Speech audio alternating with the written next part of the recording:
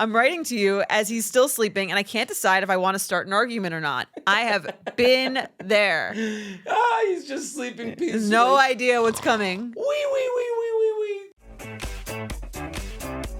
Hello, and welcome back to the You Up Podcast. I'm Jordana Abraham. And I am Jared Freed. It is so good to be back here with you, Jordana. How are you? How you feeling? I'm all right. Yeah? It's you're coming in hot today. I love it. Hot. I'm ready to go. You are bullshit Jared no today. bullshit. I did a lot of thinking. Yeah, on this flight I had a red eye. How long have you spent on airplanes in the last 72 hours? Well, I went Montreal and then did the show. Thank you to everyone who came to the show. Montreal, the coldest place on earth. That is like, it hits you in the face and you're like, that stings. Right. And I know it's not that all the time. Someone's going to be like, oh, you got to come in the summer. I don't know. I felt your winter. Your winter is brutal. Also, awesome city. I think that is like on my list for like... Is that your first time there? You've been there before. I've been there before, but I was there during like the Just for Laughs festival, which is like a very Americanized... Okay, you're not getting the real experience. It is such a French place. Yeah. To the point where it's a little weird. Do you speak French now? No.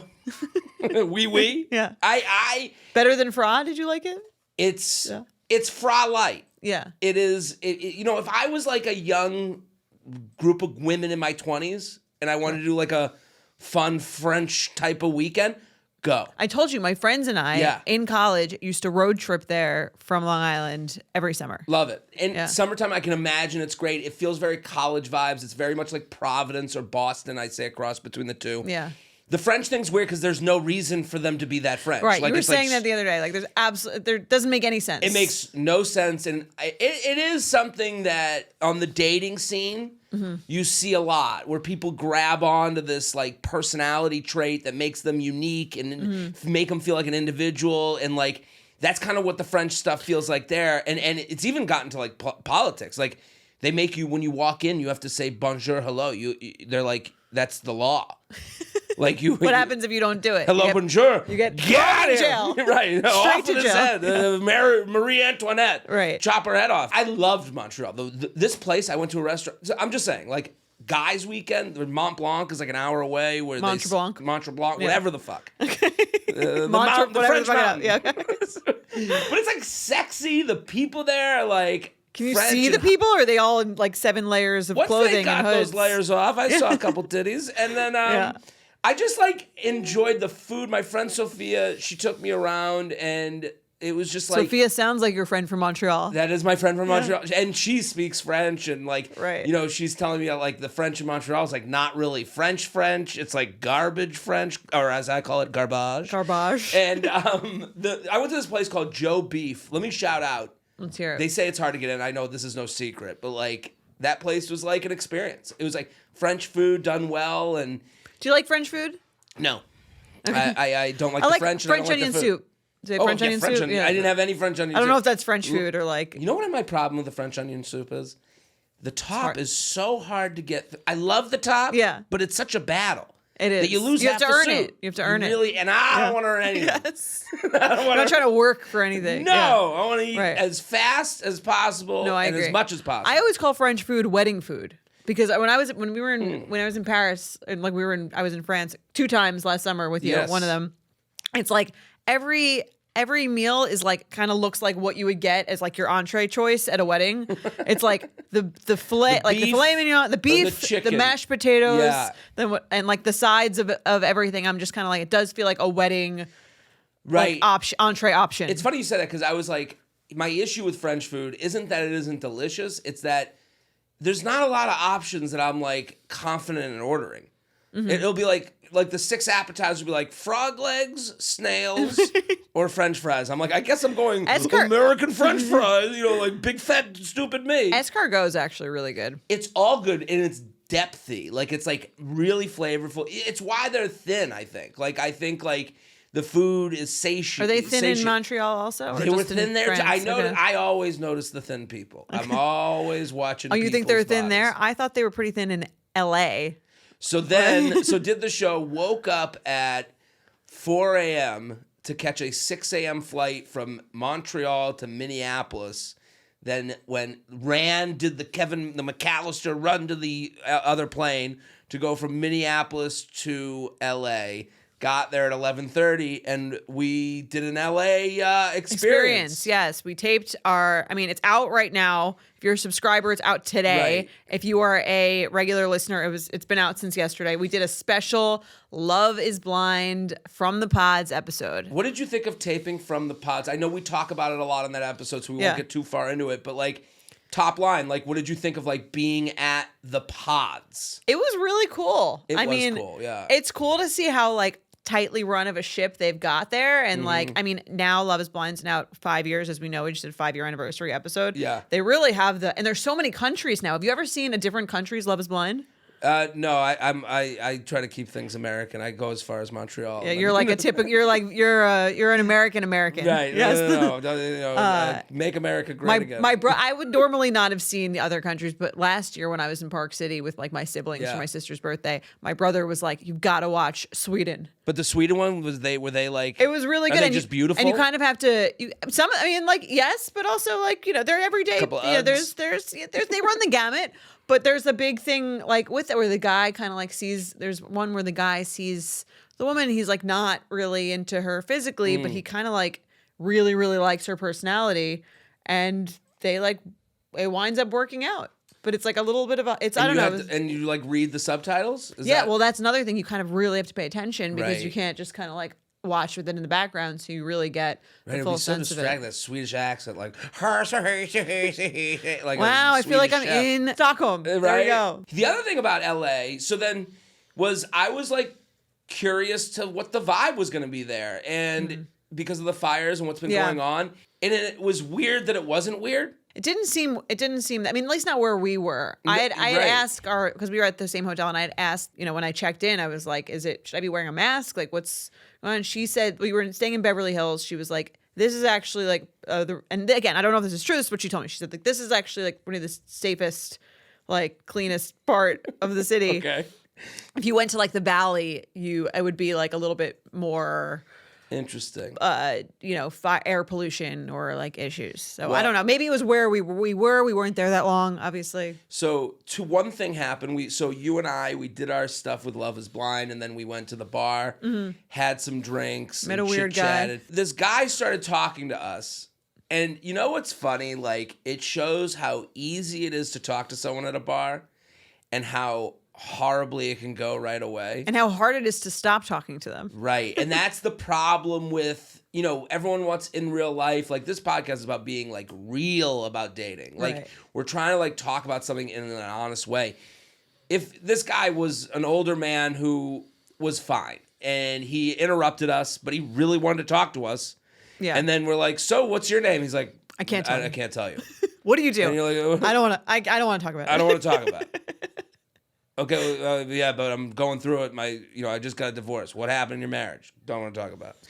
And it's like, but he still kept trying to talk to us. And it's like, it is interesting, like, because him talking to us, like, we were open to it. We were looking to hear about his life. We were looking to hear his weird tale about how his divorce happened. Like, right. Because honestly, I was like, he seemed like he was down in his luck. When we were there, I was thinking, because I don't like sit at the bar that often, really, just talking to. I was like, is this what it's like to be you every night? Like, is this what you just do every night? Drinking every night alone by myself. This is kind of why I brought it up. Is like, that's the rub of it. Like, that's the gamble. Your energy is going to be sopped up by someone, and it is a total randomized thing. So it's like, if you sit at the wrong place, you could ruin your whole night. You know, if someone comes up to you and they're just like, and we do have an email that kind of like deals in this today. Like, someone comes up to you and they're like, you don't know how much they've drank. You don't know where they're coming from. You don't know their mindset. So you do have to be single at a bar, to be alone at a bar. You also don't know if they're like a predator. All these things. You and I both did go back to our rooms and just vomit that night. So I was like, the joke was like, did this weird man sitting next to us like slip something? And we were fine. Right, we're fine. Like, everyone's good. It was just very funny because I was like, the next morning I was like, I threw up last night. It was so weird. Like, I had one drink, and you were like, yeah, I threw up too. I was like, are you joking? Like, I had 3. So I was like, I had more of a. But you have a much higher tolerance than I do. But I didn't feel right. I like came back and I was like ultra full and just all the day of travel. I think that was it. But I don't know. I was just thinking about like with dating, like that is like when you're sitting alone in a bar, you got to feel what it's like. It's like when it goes wrong, it kind of makes you stick away from talking to people because you're like, do I have the energy for this? You have to have the energy for it to go well, but really you're setting up yourself for it to go badly. Well, that's also true of any kind of app date, right? That's why people love going on dates with someone they've already met in person. Like if I was a single woman, I met this guy next to us at the bar and it was like a good vibe, I would be so excited for a date. If I'm going out with someone on the app, then you can tell a little from a conversation if they would be more normal than him, but you don't really, you're kind of like, you have to amp yourself up to be like, if this person sucks, I have to go and sit next to them. I'm stuck. Right. It's over. That's my night. That's the date. You know? I also changed my location. Yes, you were showing me. Changed my location in the apps. It is this... To LA. To LA. It was a weird refresh. You're the new kid in town. You get a lot more likes than you would having the app opened over the last month in New York. Yeah. Like I'm an old hag in New York and I'm fresh face in LA. I got a few matches and you start chit-chatting with people. It is funny, like, where does this go? Right. You know? I mean, do you not do that usually when you travel? No, not really. Not normally. I changed the last few weekends. I've been changing it just to like do it. Right. I was kind of boredom, and I changed it in LA, and it was like I did have some nice conversations where I'm like, this would have been a date, and you kind of just go, how did it end? I was up front with most of the people as much as I could be. You know, if it got to that point, I was like, I'm just traveling from New York, but New York and LA kind of share this thing where it's like far away, but like there's this like undercurrent of like, you'll be here at some point, I'll be there at some point. Right, because there's like this like, oh, we're big city people. We like, we're bi-coastal. We have things to do in both cities because we're that important. Anyone who feels, I feel like there's a sense of importance of like, you know, we come here all the time because we're a person who has things to do in LA and New York. Right. If you work in one, you got to go to the other at some point with my big girl, big boy job. Yeah. Yeah. But it is funny how you get off the plane. And I was saying this to you, like, I get off the plane in LA and I'm like, everything about the vibe there just makes me want to lose 10 pounds. It is. And I don't feel that way generally. Yeah. No. Everyone is so hot. I felt like a gremlin swamp person from New York, just like hamper girl. Like I got up obviously at 5 a.m. because I'm on New York time, and I'm like walking down the street, and I see women who are like 20 years older than me that look so much better and are so fit, and I'm like, I've got to get out of here. Back to like back to my uglies in New York. Get me back to the uglies. Where I can feel better about myself. Wrapped around my face. Yeah, I need more layers now. Right. No, it is even just the atmosphere. It's brighter. It's, you know, you can wear a sweat. You're not putting on the heavy coat. Cleaner. Yeah. It's I mean, and we stayed in Beverly Hills. We were at That's Pretty true. Woman territory. You know, we're looking at like the spot. Right. Like, it's like, but I'm with you. And then I took the red eye back, which I'm here from a red eye flight. That's how dedicated I am to this show. Wow. I was like, a single mom. What's that TikTok? A single mom who loves her kids. That's me. You know that Reba song that they have on the thing. Yeah, I do know that song. I got Delta Premium Select. Oh wow. So I go, I'm gonna do the red eye. I go, is there anything open in Delta One? They go, there's one seat. I go, how much is it? How much was it? $2,300. Okay. I said, that's a little. I literally on the phone. I go, what would you do it for? Well, at that point, I say, is there an upgrade certificate allowed? Because I have these certificates. Okay. And they're like, no. And I'm like, okay, well, how much is it with just miles? And this is additional to what I've already spent on the ticket. Mm-hmm. And they're like, not allowed. No, you can't use miles. Wow, who determines these rules? They got one seat in Delta One, LA to New York, big, money bags. Who's like, who do you have to sleep with to get this? What the fuck? Who do I have to sleep with to sleep? Yeah. So then I get in premium. I go, how much for the premium select? They're like $500, and I was like, all right, I'm in for that, and I'll pray that I'm the biggest dog and premium select to get the upgrade. I didn't get it. And then you're just like a 4 hour, you just go, yeah, it's this not is it. What am I going to do? That long. Once you're pot committed, once you're in, you're in. Right. And yeah. So how do you feel right now? I feel fresh fine. off the plane. I'm on tilt. Like I'm on that like, I think I'm I'm just like in it. You're let's ready go. to write. Let's just bang it run out on the adrenaline. So what are we talking about today? And if you're out there, I'm gonna be in Alpharetta, Georgia, this weekend.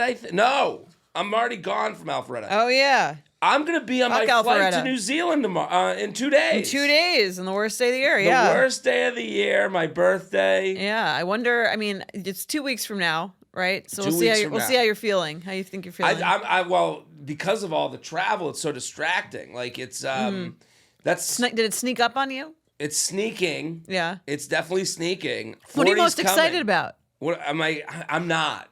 I haven't thought about it. I really haven't. I was so caught up with like about Montreal the trip. and Nothing about the trip is exciting to you. Well, so shout out Plug City Over the Moon Vacations. Planned my wedding. Planned your wedding. Not my wedding. My honeymoon. Whatever. Your honeymoon. My trip to Europe. The last time I went to Europe.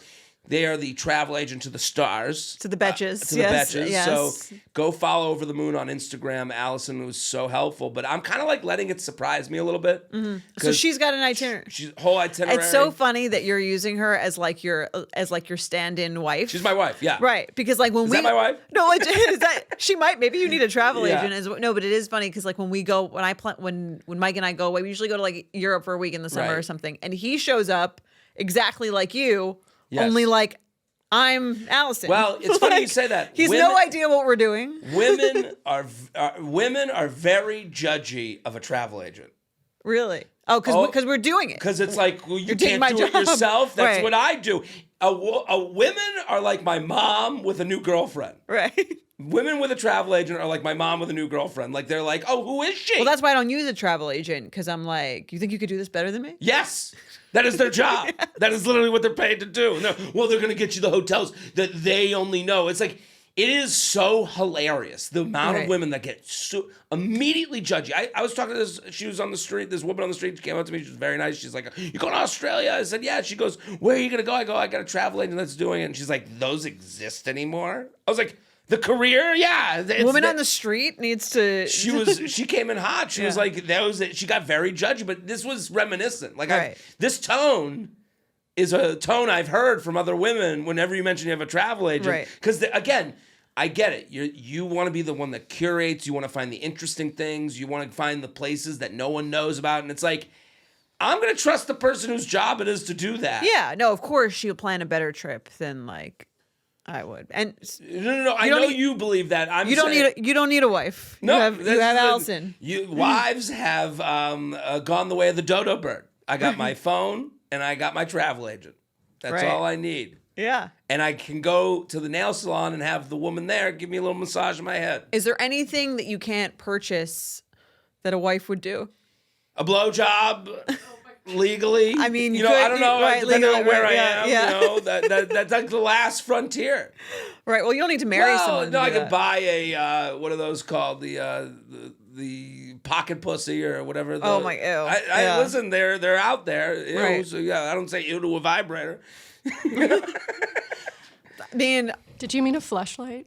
A fleshlight, yes. Oh, the former version was a pocket pussy. Okay. And now it's called, the fleshlight is the more famous we version. should do a, like, Lars and the Real Girl thing for you. Want me to do a review? No. Did you see that movie? No. It's like Ryan Gosling basically has a blow-up doll as his girlfriend that he's, like, introducing to everyone as his girlfriend. He has, like, a mental breakdown. That's hilarious. I'm familiar with that movie. Her is the other example. Right. Scarlett Johansson, Joaquin Phoenix. Yes. Yeah. Great movie. So no need for a wife. I got a travel agent. And so I'm basically... So you're going to be surprised. I won't be as surprised as I'm saying now. I'm like, in 2 weeks, I'll probably know more. When she plans this, though, whenever you go on these trips, are you ever like... that's not like this is on my itinerary. It's not really my thing. Here's what I asked for. I want to do all the koala kangaroo stuff. I want the animal stuff. Yes. My picture was cute, yes. wasn't it? You had a great picture. You got to get the picture. Yeah. So I go, I need that. I like a boutique hotel. I like a 5-star boutique. Okay. I like, I don't want to be at a Marriott. Yeah, you want to feel the culture. I want to feel the Australian. And then I want some beach. Because it's summer. Of course. And I want to do food tours. I really liked going on food tours because it was like a fun way to learn about the city while in a way that I would never do. Okay. Like, I'm not going to go to a museum. Is it a private food tour? Yeah. No, it would be me. What happened in Europe was like, it was me and a bunch of like boomers on their like cruise that they're taking after retirement. Did you make friends? Yeah. And they'd be like, what are you doing here? And I'm like, I'm here for work. And they're like, what do you do? You're that guy on the tour. I'm the weirdo. Yeah. Yeah. So I do these food tours, and it's always led by this like theater kid who's a little bit too energetic, and they do like a history tour, but with food. Mm-hmm. I'm like a kid that's like, I'm like the magic school bus. Ooh. Like my learning has to entertain me. Yeah. You should take a surf lesson. Sammy and I did that when we went. I'm too fat for surfing. I can't see those. It's fun. I can't be around the hot surf guy and me rolling around. You do fall. You do, like, the waves do just knock you right off. It's yeah. Chubby guy surfing, not a good look. All right, so you're not doing the. No, okay. I'm a water guy. I'm a Pisces, so I'm a big water. Yeah. Oh, I swim. I think you're gonna like it there. I'm very excited. I've gotten like DMs from people wanting to show me around. Awesome. I got a very nice DM. Yeah, people are like, let me show. And listen, that's fine and dandy, but how about we buy tickets to the shows? So that would be even better. That's the best way to show you around. That's the best way, yeah. Show me so you around. can afford to do the stuff in Australia. That's right. I take all recommendations after the show. All right, let's get into our email. We got great emails today. I like these emails. So do I. Great emails. All right. Go for it. Hi, J&J. My boyfriend and I were just starting a new reality TV dating show. In the first episode, all of the female contestants are being introduced, sharing a bit about themselves and their hobbies and interests. I was half studying, I'm a med student, and half watching, and I joked, if I were there, my hobby would be watching TV and flashcards. My boyfriend replied, you'd never make it on there.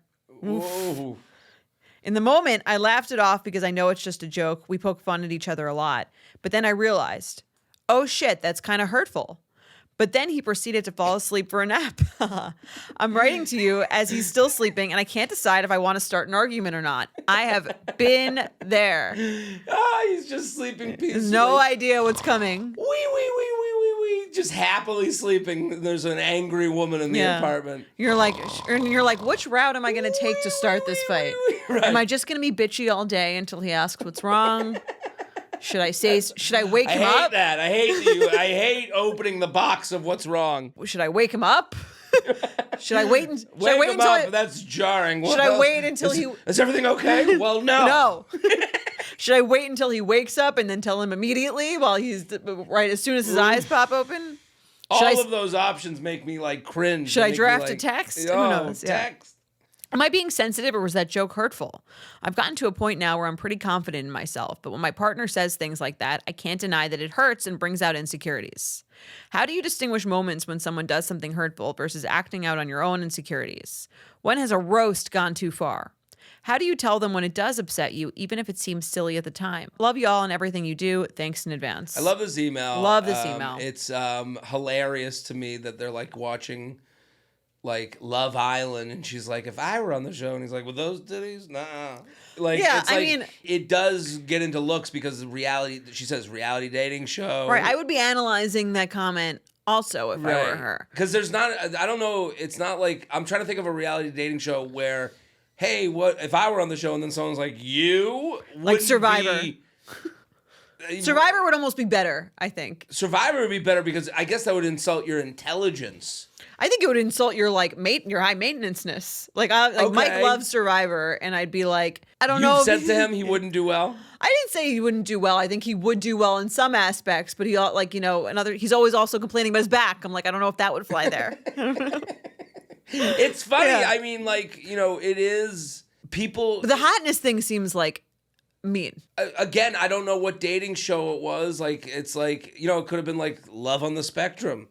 And he's like, you? I don't think you'd go on there. And you'd be like, I doubt it was Love on the Spectrum. I think she would have mentioned I'm just saying. Right. I'm saying, like, there's so many different dating shows. The assumption my head went to is it's Love Island, and he does. And Love Island is like, they're like models on that show. Like, if I said, if I was on Love Island, someone was like, you? I'd be like, especially your girlfriend. Right, but she says they joke around with each other a lot. Here's my thing, and this is also for this is a good note to us or anyone creating content. Like, and I've said this, Mike and I also, we kind of like rib each other a lot. Like, and here's the thing about this comment is it's not funny at all. Right? There's nothing funny or there's nothing. And I've actually said to him, he doesn't like, but occasionally he'll be like doing it when I'm not in the mood, or I'll think it's like a comment that's kind of like insulting for no reason. Right. And what I've said to him is like, that's not funny. I was like, if you're going to make a joke about me, right, that's just like kind of like rude, like it's got to be funny. And that wasn't funny. So I'm like, audience of one. You but know, but he knows it wasn't. You know what I mean? Right. It's like this comment is like pretty objectively. You're a comedian. Is this comment like a funny comment? It feels mean. It feels. That's what I'm saying. It feels. It can't be mean for mean. Like it can't just be mean. This is just mean to me. There's nothing funny about what he said. There's nothing clever. There's nothing that relates to her being like studying all the time. I'm with you. It's a badly placed rip at someone. I wouldn't call it even a joke. It doesn't seem that playful. It doesn't seem that it's a shot to the heart. I guess my interpretation of this email is like she's asking like, am I allowed? How do I? And it's like, listen, as my dad has always said to me, you can't tell someone how to feel. Right. So like this whole thing of like, am I making too big a deal? No, there's no such thing as too big a deal. He said the line. He fell asleep. He then took a nap. You hated the line. You have a right to hate the line. Some people miss, and some people, you are taking a chance when you say something like that to your partner. And I think, he wakes up and you say, that really hurt my feelings. Yeah. I think that's okay to say. I don't think there's this weird thing of like, can't take a joke. No. You had a bad joke. That hurt my feelings. You hurt my feeling. I didn't like it. And worst of all, it wasn't funny. Right. If you're gonna hurt my feelings, at least be clever. In my mind, personally. Right. I think like I appreciate a good joke even if it's at my expense. I think for this guy, if you're in that relationship where you make fun of each other, you're gonna miss. Like, right. Well, I'm saying. But here's the other part of it, though. There's no chance that this guy you're gonna hit 100%. Like he made a mistake, and I think if he was pushed to it, he would go, I made a mistake. I'm sorry. I'm sorry. Like I think if you said a good relationship, he goes, yeah. In retrospect, that was like a really mean thing to say, and I really, really didn't mean it that way. And then you go, how else could you have meant it? And it's like, you're no cards. There's no doctors on the show. That's what I meant. And it's like, okay, now we're out of Looksville, and he has an explanation of where his brain shot that from. I mean, he's dating her. Right. So like, it's kind of an insult to him. Because she's like, I would do no cards. And it's like, this is Love Island. None of these people can read. He's more making fun of the show. Like, I could see how. But here's the other part of that, of the jokey, like, relationship kind of vibe. And again, I have experience in this mentality or in this thing that's sort of like how you communicate with each other a lot. It has to be balanced out by like, that can't be the only way you speak to each other.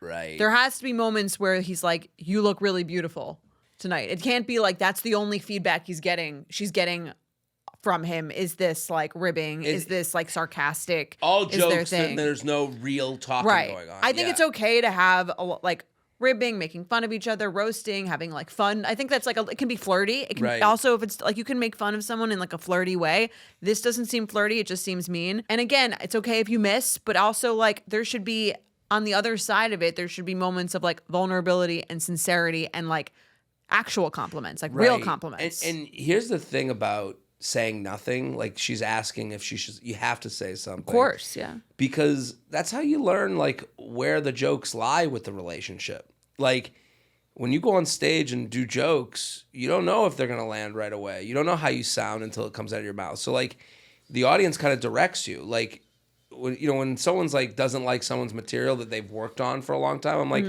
yeah, but they tested that. Like they crowdsourced that. Like, that's like saying you don't like mustard. Everyone's decided mustard's pretty good. Right. That's why it's on the table. So like if you say nothing, this guy just goes along thinking like that's where your jokes lie. They don't. Yeah. So this is instructive. This is to get you guys better, to be able to make better jokes. Like if you guys do rip each other. A good joke is where we both laugh. Right. And, this is like a one-off, like it feels off the cuff. Mistakes are made. I also think if you put off a fight, it leads to the next fight being bigger. Right, of course. Like whatever resentment, because then you're resentful and it Right. builds up, and then you start screaming at him, and you're like, right, how did I become this person? right, and it's like you now have the next fight being about having the fire of this jokey fight, which could be done in like half a minute, Right. and Well, that's why it's important to constantly let people know what you're thinking. That's why there's a reason people say communication is so important. right. In But relationships. also that's why we put it off. It's also hard. Yeah. You put it off. You go, it wasn't that big a deal. I'm over it. Well, I did feel that. Right. I did walk away going, you don't think I could be on fucking Love is Blind? Right. Like what separates me from the Love is Blind people? They're pretty normal looking. Totally. And again, like I think there has to be this feeling, even if you're in a jokey relationship, and I don't think there's anything wrong with like having fun, like making fun of each other way in a relationship as like a form of communication sometimes. Mm-hmm. But you have to feel like the person is your fan. Right. Not like you guys are kind of like a making fun of each other comedy troupe. Like that doesn't actually, I think, make for a feeling of like safety and support. Like you can have some of that, but at the end of the day, it does have to feel like, is this person like me? Is this person like a fan of mine? Right. Like, are they, but that's do why, they think I'm great? That's why saying something like, you'll hear where his mind was at. Right. And I do think she writes, like, I mean, when she says, like, I would be note cards and, studying, like, if I'm watching, like, whatever, Joe Millionaire, I'm like, well, you wouldn't be, you're smart, like, that's where he may have misdone the line, It's possible. like, so I'm just saying, like, then you hear that back, you go, oh, I see where you were coming from. But also, fuck off. Like, you can have that. It's a little bit more loved, No, that's totally possible. She misconstrued what he was saying. Right. Didn't think that's like, and again, that's why it's important to just say what is bothering you. Like, and she didn't misconstrue. You received it the way you received it. He fucked up. Right. And that's why when a couple says that they never fight, that's weird, because it's like, if I hear never fight, it means it takes all these things that are annoying them, or little things that they heard, and they're just sweeping them under the rug. Right. Never and fight, they're just never latently talk. there. I mean, I'm a pacifist. I'm not a fighter. And I would say that that's true. Like, whenever I not fight, I'm kind of like lodging it away as like, am I just banking really it here? Like, it's like, we're not negotiating, Right. Like, I go, oh, okay, maybe I'm not in on this relationship. Maybe I shouldn't be. But that's when you start working on it. Right. Well, And that's how you craft. I'm avoiding it. So I'm letting people know, like, as someone who's an avoider of fighting. Yeah. That is my way of, like, not really Avoiding engaging. intimacy also, too, a little bit. Right, because to say to absolutely. someone, you hurt my feelings, and to work through that, you do come out a little stronger. It's a more intimate conversation of, when you said you'd never make it on there, it made me think you don't think I'm attractive. Right. Like that's whoa, like a whoa, I didn't conversation even that if go you that work way. through that, you would feel closer to someone. What's a joke that you've made about Mike that was like, you were like, I screwed up? Some of the Christmas he'll usually take a lot of them. I don't think he's not. I get more like irritated, I think, about them, and maybe I should be like kinder. Okay. But when I have my like Christmas bit, my Christmas presents bit, Right. I think he was like, no, you're actually like really annoyed. Like, I actually like this holiday. So the bit and was like that you're making fun of like all these gifts. You're like, look at all these stupid gifts, and he's like, no, I like really like this. You're making me. Yeah, he's like, you're actually like taking something that I like really enjoy, and you're kind of shitting on it. Like, and he's like, one time, he's like, I could take it like one time, but I don't really like enjoy the bit. And the gifts have to be really bad. Like, you have to like point at one gift. It can't be like, look at all this gift giving. It's like, well, that's what we do. Right. Or even like, again, I think he's kind of like, I don't really like those jokes. Like, they're not, to me, they're not, they're kind of like, again, they like make me feel bad, like about something that I like. So I think that, and when he said that to me, I was like, okay, like totally get that. Like, you know what I mean? You have your perspective on this, which makes sense to me. Yeah. And I don't hate these gifts enough to like insist on doing them. Like, I love you and your feelings more than I need to do this bit. Right. I like made a whole video about like, and it looked like I was like, had this big surprise. Mm-hmm. And the big surprise was going to be this romantic thing. And it like kind of like hinted at like, maybe we're getting engaged. They're gonna, like whatever. And then it ended with me in first class, getting an upgrade to first class and them not. And I thought it was like the funniest thing.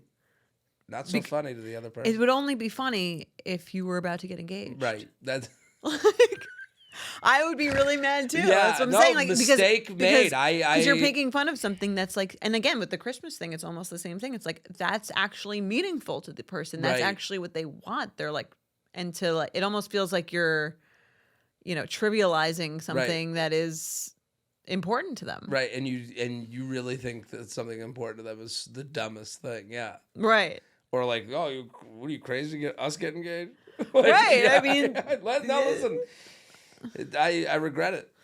Let's well, do that's why email. every. Well, I mean, there's also the phrase that every joke has some truth to it, right? Right. Well, that's the tough part. Well, I mean, you're not here engaged and married. No ring on my finger. Yeah. Oh, all right. I'm going to New Zealand alone.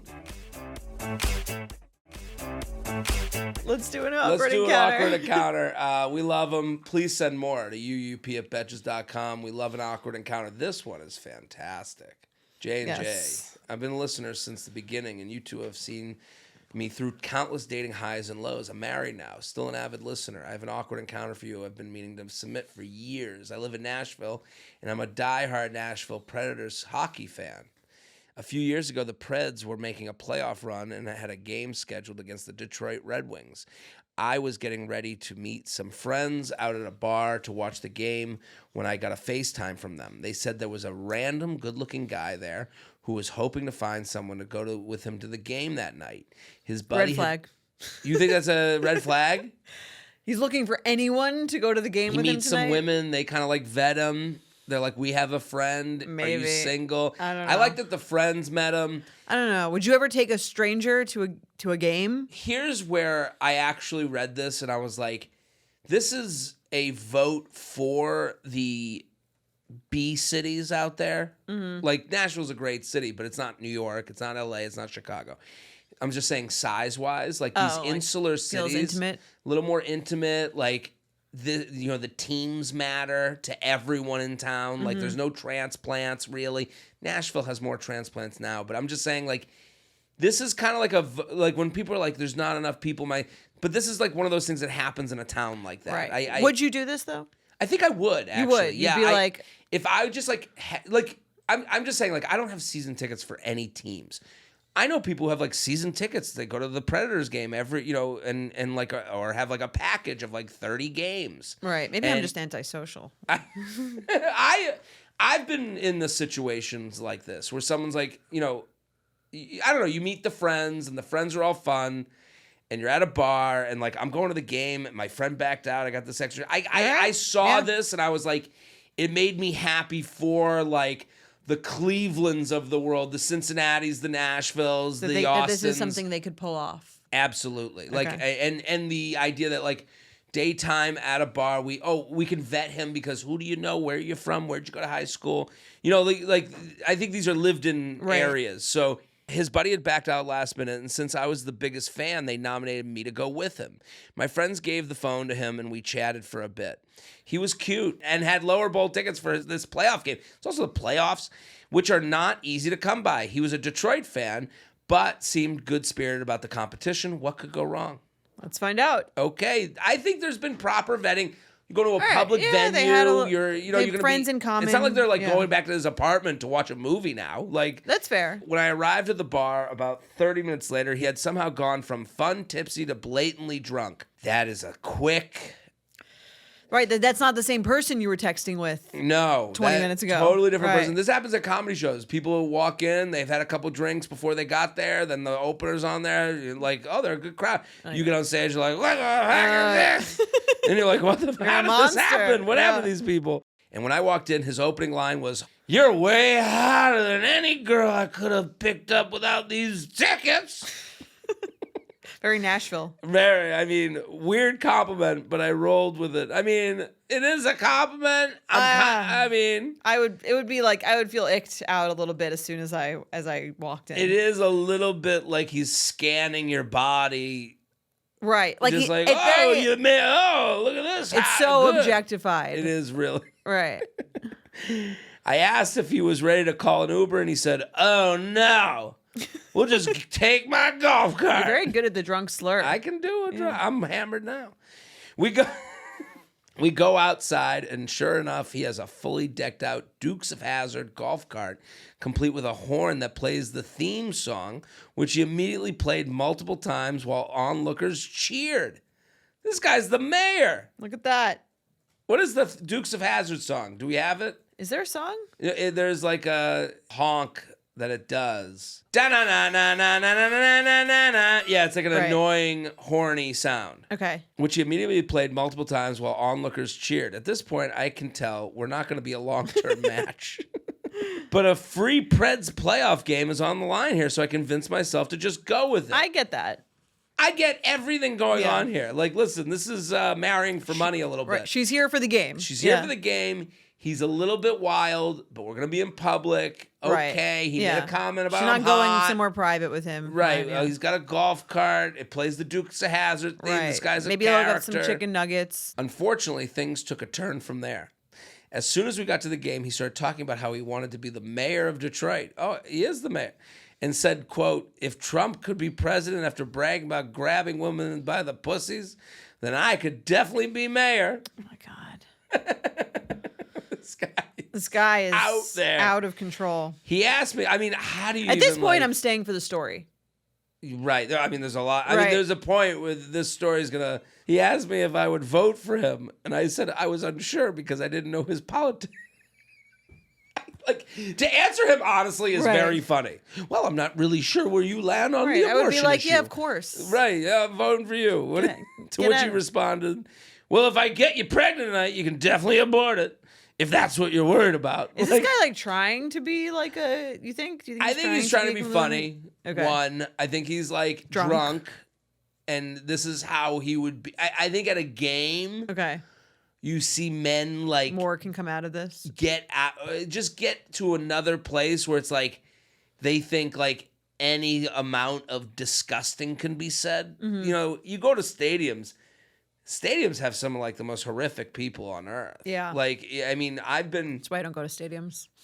I don't suggest it. I remember my brother and I went to a football game, and we like went to a Patriots Jets game, and we're wearing Patriots jerseys, and like we literally like got to go in the row. We're trying to get in the row, and like people are like, I had a thing of popcorn in my hand. People are just taking their like gloved hands and taking your popcorn.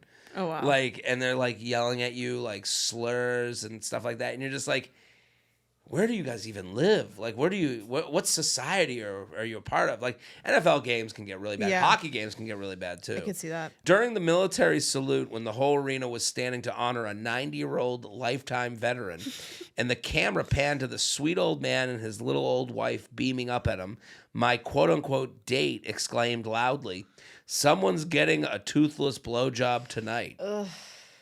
Oh, man. Which was met with looks of horror by the people around us. This is the point where you're now with the guy who does this. Right. Like, everything to this point was like comments to you. Yeah. This would be my point where I'm like, I think it's time to go. How much is this game worth to you at that point? Is it? Are you actually having fun? Right. And now with like videotaping, right? Like, you're next to who knows what other horrible atrocities he's gonna do, and then you're there's footage of you next to him. Good luck with your toothless blowjob that he puts his arm around you. Right. Like you're his wife. Yeah. No, I would be. I think that's when I'd be out. Yeah. That's the point. The toothless blowjob at the military veteran. I think so. Yeah, when you're interrupting, a hero amongst us. Getting honored. But she doesn't leave yet. No. Finally, right when I was thinking of just leaving because this guy was so over the top, a buddy of his came and sat with us. His buddy asked if we had a bet going on the game and what would happen if each of our respective teams won. I mean, this guy should know nothing good is going to come out of this. Did this guy get cast as the guy to come over and and amp up the conversation? Yeah. I said, if the Preds win, he had to buy me my friends a round of drinks after the game. I mean, he ain't making it to that after the game. My date didn't hesitate even for a second before saying, if the Wings win, she takes it in the ass tonight. Oh, my God. Time to go.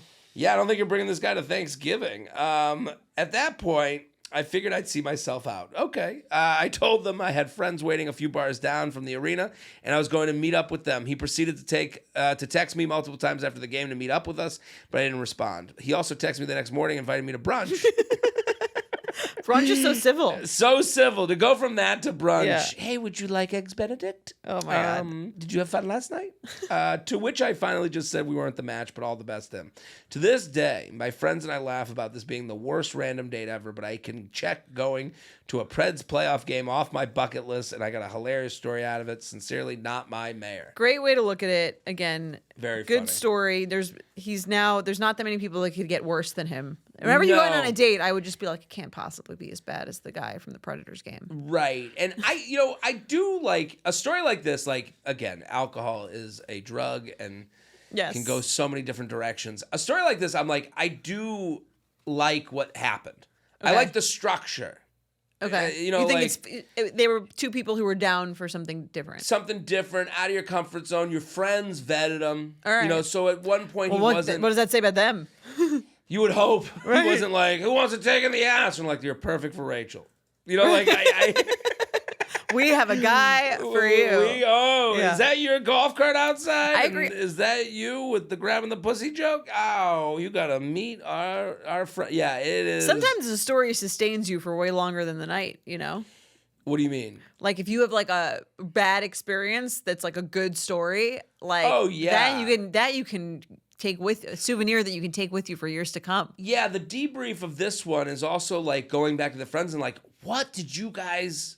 Where did it go off with this guy? And they're like, because you set me up with. It is very possible that these friends had a very different view of him than she had. Right, maybe when he's drunk, he becomes like a complete animal. I know people like that in my own life, you know. So like so he might have a problem. He also was maybe trying to impress her. This is the thin line between like trying to be funny and being funny. Right. Like going for the joke, and it's like you shouldn't always go for the joke. I mean, or you learn, you bomb, and this you go, seems like here's the thing. If it was one bad joke, I would get that, but this seems like this guy's personality. Oh yeah, I mean it's brutal. I mean to go from. I think there's no excuse. Would you vote for me for mayor after taking the ass? Yeah. It's like no, out. Yeah, and I would like put out a warning for him against anyone else who might. Or I mean, if it's such a small town, I would be worried about. Well, I'd find that friend and be like, hey, you need to do an intervention with your friend. Seriously. I think he has got a drinking problem. All right, let's do another email. Let's do it. Hey, Jared and Joanna, male listener here. Love the pod. You guys are the best. Thank you, sir. I met a girl at a kickball a few months ago, and we've been talking since then. I'm 33 and she's 27. We've probably hung out 10 times, and we have a solid connection with a lot to talk about. The emotional connection has been steadily growing. The only issue is that she has never had a boyfriend and has no experience dating. The physical connection has moved slowly. When we kiss, it sometimes feels like kissing a cardboard cutout, and she really doesn't kiss me back. Even if I try to hold her hand, I get a dead fish back. I know she doesn't have any experience, and I am trying to be respectful of that and move at her pace. How can I advance the physical connection to match the emotional connection? Maybe I should give up because there's no spark. Have either of you ever experienced a situation where the physical connection didn't match the emotional connection? Thank you in advance for your advice. A blue balled batch. I love this email. Good email. Because this is very difficult. Mm-hmm. If you have a problem, and I'm sure what he's dealing with is like, who am I to have an issue with like the physical stuff? Like you kind of feel frivolous. You're like, you think? I just think how much should it matter? He's like, we're right. friends, everything else, and I'm attracted to her. Right. Well, welcome to the world of being like a woman who's like not that into a guy that she should really like. That she has a good conversations with. Yeah. And I think, women a lot of times from this podcast, I just know that like, we'll go out with you 17 times just to try and make it work. Right. Yeah. Sometimes try and get there. You do. Yeah. Sometimes. Like, and that's like kind of scary as a guy. Like you don't. Usually you don't. Usually, if I would always have this rule: if I don't want to sleep with you after the fourth date, I'm never going to want to sleep with you. Right. And 4 is a fair number. I think so. Yeah. It's like I feel like I really gave it a shot. Some people wouldn't want to know on day 3. I wouldn't tell them. Yeah. Yeah, I think like there are guys who are like a slow burn where like you do feel like more attracted to them the more dates you go on with them. But I think 4 to me is like kind of my cutoff. Well, I think the difference here is like I've been in this scenario where you are attracted to them, but then you get together and it's like, are we in 6th grade? Like it just feels like you not two sexual? have different levels of experience and comfortabilities. And I hear what he's saying. Like, I've had that where you're like kissing someone, you're like, and you're like, it's moving so slow to the point where you're like, if I did push this, like, he might have to marry her. Right. Well, she might be a virgin. You'd feel like you've kind of taken advantage. Right. You know, like, hey, like, I have these needs, and it's okay that they don't have those needs. Well, that probably like, makes it less exciting to even do anything sexual, doesn't it? If the person doesn't seem like the person's into it. Isn't that like half of the excitement? Right. Or has any knowledge of how to, like, negotiate with you in that way. It's really hard. I don't envy his position. I think it can be discussed. It can be. And also, someone can not have a boyfriend or not have a girlfriend and still know how to be sexual. Like, right. I think this is like a little bit of a mismatch. Well, that's why I'm like, there's a couple things that are possible here. I think one is that she might actually be like a virgin. Okay. Like that's a possibility on the table, or just like very, very limited sexual experience and feels very uncomfortable with sex. There's a lot of women that are like that. I think that's one possibility. Mm-hmm. The second possibility is that she doesn't really like him. And I think that those are two options. I think with the amount of information he's given, it's very hard to tell which one it is. Right. But sometimes you are just not feeling it sexually. And so that's kind of why you're pulling back, you're trying, and you're turning into the cardboard. Well, you're like, I am kissing you, but like I'm gonna kiss you because like I feel like I should because we've been on 6 dates, right? But I'm not really feeling it. How would you want? So the guy's writing to us. So like this is a little bit of these are treacherous roads, right? How would you want him to say to you that the physical chemistry isn't where you feel it should be? Right. I think I would want him to say it in a non like sexual situation. So I wouldn't be like, I wouldn't want him to say it like in the middle of making out on the couch or something. Right. This sucks, huh? Yeah. Like, I think I think in person and over dinner, because you can tell tone that way and it doesn't seem like, why are you fucking me? Right. I think a conversation where you're kind of like, it feels like, I have to say, like, I'm having a great time. Again, compliments sandwich always. Yeah. Having such a great time hanging out with you. And almost exactly what you just said. Like, it does feel like physically, like we might be a little bit on different pages. I'm sensing like a little bit of a hesitancy with you when it comes to like physical intimacy. Right. And I guess the bread on that sandwich, the top of that sandwich is to say, like, the reason I'm bringing this up is because, like, I do have this emotional, like, care for you. Yeah. So that's why I'm even bringing it up, or I wouldn't be trying to figure this out. Right. You know, you have to let them know, like, this is a step for you to try and figure this out. Like, I guess he's not just moving on. Right. My concern, I mean, there's a piece of me that would be like, move on. Like, like, if I was in this, I would go, do I want to be this person's teacher? But maybe, well, he might hear back when he says that. Again, if he's saying it in a way that he is not feeling like angry or attacking or judgmental, he might feel back like, I've been trying to get there with you physically and I just don't really feel like that would be like the tough thing to hear. Right. You might find out that you're friends, and, you know, honestly, the way he's writing in, he might not, maybe he needs that to see them as a friend. Right. Like, or see that that's what it is. You know, like, he could be in this mode. I could understand, like, someone goes, I'm trying to get there, and you're like, okay, good. Like, I'm actually happy to hear that. I'm not crazy. Because I could think that he feels crazy. He's probably been with other women and it's like been easy. And he's like, wait, this person I like and I don't. It could be that. What are we missing? And I think there's even a third option that I just thought of that could be like a little darker and more serious, is like sometimes women have like been like sexually assaulted or have had like really negative sexual experiences in the past. And that kind of does give them like a little bit of a fear of intimacy or a fear of like anything sexual. Like sometimes people have had like traumatic sexual experiences. Right. So it could be a few different things as I've laid out. And I think a conversation that feels non-judgmental, like, this is what I need to get to the next level. Like, I think just an open conversation would. I'm feeling it. I want to see if you're feeling it. Right. That's really the crux of it. Yeah. Because, you know, I think everyone has been there once or twice where they're just like, it's almost like, what? Wait, what? Why is this? She might not even know. Also, she might be like, I'm really into you, and I don't know what it is. That's actually like, to me, that's Yeah. like the worst case scenario. Right. I mean, obviously, the worst case scenario is that you have a trauma that you're dealing with. But the worst case scenario is that she does know and she just doesn't want it. She feels bad saying it. So she says she doesn't know. And then he's like with someone where he feels crazy. Right. Yeah, that'd be bad. I just think like if she's like, no, this is great, then it's like, then it kind of, it's the balls hit back to him a little bit. Yeah. If she thinks it's great, if she's like, I think that this is like, it's going really well, then you might just be like sexually incompatible.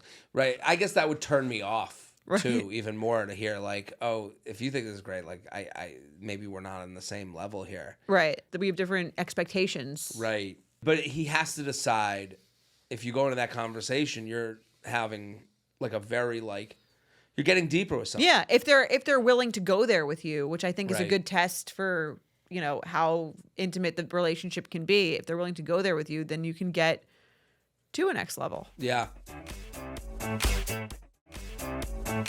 All right, let's play some games. Let's do it. Red flag or deal breaker. We love red flag or deal breaker. Basically, here's the game if you don't know it already. You're dating someone, it's going fantastic. One thing happens. Is it a red flag? You see it and move on? Or is it a deal breaker? You end it right away. Ready? Let's do it. J&J, here's a red flag or deal breaker for you. I, 37 female, went on a couple dates with a 51-year-old male. The first 2 dates were good. For date 3, we had a casual hangout at my place over the holidays, which quickly turned physical. Mid-hookup, I asked if he had a condom. He says no. We continue other stuff, then move to just cuddling and pillow talk. And then he gives a real performance. He smacks his forehead and goes, "I'm such an idiot." I'm like, what? And he says, "I totally forgot. I had a vasectomy." I totally forgot. He is 51. What? I don't know if that's something you forget. What? I forgot to have breakfast. Wait, what? And then I had a vasectomy. And I can't make babies anymore. That is a little bit wild. Yeah. He's lying. Anyway, go on. We don't use, and then he says, "Okay, I totally forgot I had a vasectomy.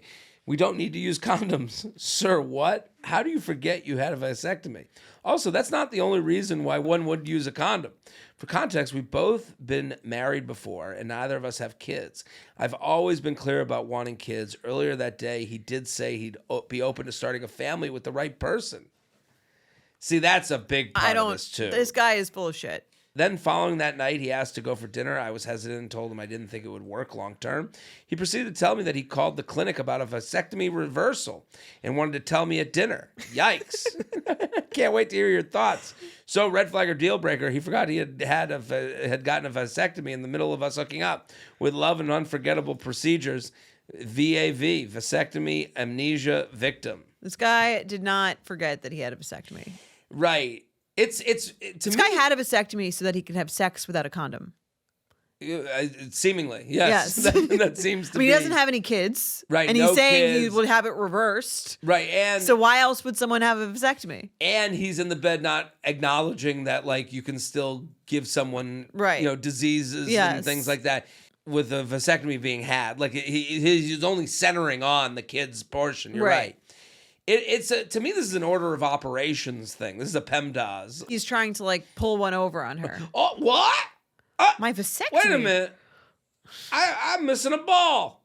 I forgot I had my testicle removed. I don't think that's how it was. Oh, is that how you do it? I don't think they removed the balls. No, there's like a snip. But I like to forget any procedure is crazy. Right. It just seemed like the way he brought it up, it felt like there was like a manipulative aspect of it. Like, who? Throw that thing away. Well, condom. Well, now that I think about it, I can come in you. Yeah, I think the secret weird. I think that would be a deal breaker, just the whole thing, and then to tell me at dinner that you can get it reversed. Hey, I know you've been thinking about it. I know you want those kids. I know we've only been on 3 dates. Right, but I can get it reversed. Can we have sex without a condom now? This guy seems very into having sex without a condom. Listen. From the male side, if a woman was like, "You don't need a condom," anytime they say you don't need a condom, I'm like, I need 2 condoms. I need 50. Like, wrap me in rubber. Right. Well, that's what be my feeling about this guy. Same, yeah. All right, let's do another. All right. Hi, Jared and Joanna. I was listening to your recent pod, How Do I Approach My Gym Crush, from January 29th, and you inspired me to write in. I'm writing with a red flag or deal breaker on the Rate My Professor theme. Okay, so we had someone write in about they went on a date with someone and they saw their professor and saw reviews of them. Okay, and then they were like messy. Yes. Disorganized. They were disorganized and all like a mess, basically. Yeah. You had a recent listener asking if a low rating on Rate My Professor is a red flag or deal breaker, and I appreciated the way you approach this topic with nuance. It's true that it's often students with a beef that seek out the website with payback in mind. That's what all the professors tell themselves. Right. Yes. You have to. Yes. I'm sure you two understand how commenter anonymity often brings out the worst in people. This is true. It does. All things they're saying are true. Yeah. On to my Rate My Professor red flag or deal breaker. I went out on a date with a man recently who seemed like a good prospect. He was intelligent, communicative, and planned a great date at a swanky bar. Ooh, swanky. Haven't heard that word in a while. Disco ball on. Right. All good. In conversation, though, he mentioned that he had looked me up on Rate My Professor, and he wondered if I was really a cold-hearted bitch, as he had read in the comments. Says here, cold-hearted bitch. Are you a piece of shit? Like, I would need to know how many people said used cold-hearted bitch to describe her. Well, it would have to be more than 10 to bring it up this way. I would feel if I saw 10 comments with that exact phrase. That's maybe applicable. Yes, but to take one. It's review, one thing to say. From I hate Mrs. Stein 1. I Googled you. I have to admit before the date. Yeah. And it came across, and there were a lot of people who said maybe you were like a little on the colder side. Yeah, that's like a normal person. Right. To me, this is like a guy. They're at a swanky bar. The lights are low. I know this sounds crazy, but this is him flirting. Like, it's a little bit of a neg. It's a little bit of him trying to, like, use language to get them into a sexual way. There's a way this goes, and I'm like, it feels dude, a little you gotcha-y. misread the room. Yeah, it feels a little gotcha-y. Yeah. I was taken aback by this and got immediately defensive because it's just an awful thing to hear, especially when I consider myself to be really supportive of my students. Not to one. I have to say also that most professors I know don't read the Rate My Professor rating unless they're totally masochistic. I'm with them.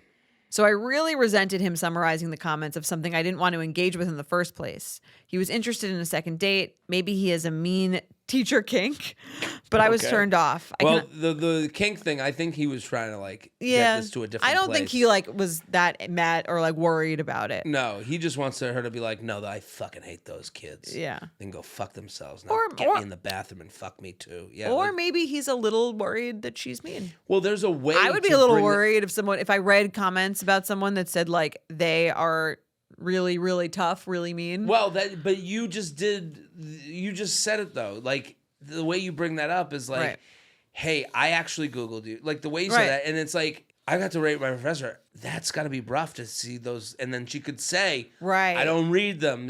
She could give the speech she gave to us. Yeah. Those I students. agree. It's just not to me, there's an angle when you bring it up the way he didn't do it at all with any nuance. I can understand Googling someone before a date and maybe even reading the Rate My Professor if it came up in a search, but did he have to read it back to me on a first date? So red flag or deal breaker, he quotes a mean line to you from your Rate My Professor profile, signed a cold-hearted bitch. Right. No, it's a deal breaker. Yeah. You're missing. You say it like that. If you say it like that, there's a way to get to this conversation. And I do think, I know this is crazy, but I think when you take a shortcut like he did, it's to sexualize the conversation. Oh, you think? Yeah. I think it's like, so are you really a cold-hearted bitch? You're in having a couple drinks. You missed the mark. Right. And you're not looking to get to know the person. Mm-hmm. The way to get to know someone is like, I Googled you and I think it's amazing that you're a professor. Right. There's class. There's a classy, this is a tacky way to do it. This is tacky because he wants a tacky thing. He wants to fuck. Yeah. And he took you to the swanky bar. Right. He knows what he's doing. This guy had moves. Okay. Let's do another one. Last one. Jordana and Jared. I was on a first date with a guy, 33. It was going really well, and then the topic of children came up. He is divorced with 2 daughters, one from his previous marriage and the other from a relationship before that. I, too, am divorced with a child. He asked if I wanted more children, and I explained that I had a terrible pregnancy and postpartum experience and would never do it again, and I'm quite content with my one child. I, of course, then asked him if he wants more. He goes on to explain that he really wants a son and plans on going through the surrogacy process in the next 6 months to a year to have a baby on his own. That is unheard of, right? Of a single straight man with two kids already. I've never heard anything like this. I don't want to judge. I feel like if it was a woman, it would be more understandable, but he'd have to. I mean, the only way it'd make any sense to me is that he's a billionaire. And that he right. I feel like Elon Musk would do this. Right.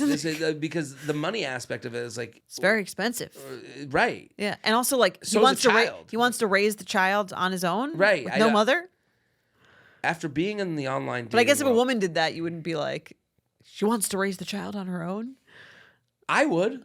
I feel like you're asking for a third. And with the third does. If it was even if he just had one and he wanted them to have a sibling, I could see it more. Even that, I'm just like, I don't know, because there's other ways to go. Like, you know, the adoption route, if you're like really looking, I don't know, like. Well, he also wants a son. That's the other kind of annoying, icky part of it. Yeah, I don't know. The bloodline, is that what he's trying to do? Like, after being in the online dating world for a couple of years now, very few things can shake me. So I just said, that's very admirable that you are so dedicated to wanting a son that you would do it on your own. Well, that's a very quite a political answer, yeah. Now I'm sitting with it, and I have endless questions, much like we do. Yeah. You know, I do really like this guy, but I want a partner to travel and have fun with, not one who will have a newborn in 18 months. Red flag or deal breaker, we both have kids already, but he wants more, and I don't. A bitch who loves her sleep. That is a reduction of what yes, I don't think I would That's not how AI would summarize this email. No, right. And it's like, I want someone to travel with. This guy's got like a weird situation. This is like, I think this is going to say a lot more about him than just he wants more kids. This is a different kind of guy than the guy who wants more kids. Yes. This is one of those emails I read where you want to like look at this woman and go, are you like on this planet with us? Like, right. And I appreciate her email. I'm thankful she wrote in. But like to summarize this is like, I just want to travel with someone. He's trying to have a third kid on his own. Where are you going to travel? Really, he wants a son so badly that he's willing to. I think first of all, the lengths that he would go to just to have a boy is like a little bit icky to me. Something's off, right? Mm-hmm. Like he really needs this to this point where like surrogacy is hundreds of thousands of dollars. He's his life set up to raise a child completely on his own. Like, why does he want it so badly? Mm-hmm. What's the? It's, you know what it is? It's funny. I'm going to make this relation, and I don't think people are going to like it. Okay.